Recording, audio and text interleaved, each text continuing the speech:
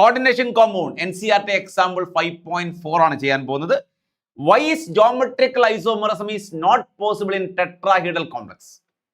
Tetrahedral കോംപ്ലക്സിൽ geometrical isomerism possible അല്ല. അതേസമയം 4 ലിഗാൻഡുകളുള്ള കോംപ്ലക്സ് ആണ് square planar complex. Square planar കോംപ്ലക്സിൽ ജോമെട്രിക്കൽ ഐസോമറിസം പോസിബിൾ ആണ്. അപ്പൊ ക്വസ്റ്റ്യൻ മനസ്സിലായല്ലോ. ടെട്രാഹീഡ്രൽ കോംപ്ലക്സിൽ ജോമെട്രിക്കൽ ഐസോമറിസം പോസിബിൾ അല്ല.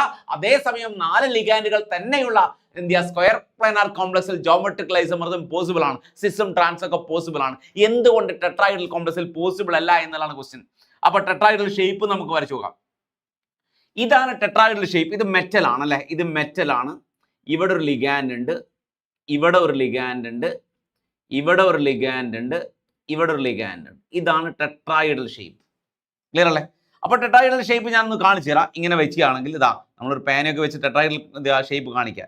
ഇതാണ് tetrahedral shape. Tetrahedral shape clear അല്ലേ?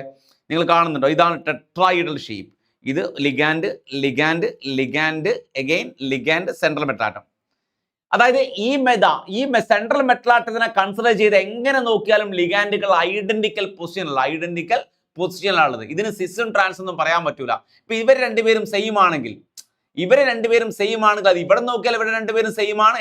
എവിടെ നോക്കിയാലും എന്ത് ചെയ്യുക, 2 ലിഗാൻഡുകൾ എന്തായിരിക്കും? Identical position. സെയിം ലിഗാൻഡുകൾ ഐഡന്റിക്കൽ പൊസിഷനിൽ തന്നെയാണ് വരിക. ഈ ഷേപ്പിന്റെ പെർട്ടിക്കുലാരിറ്റി ആണത്.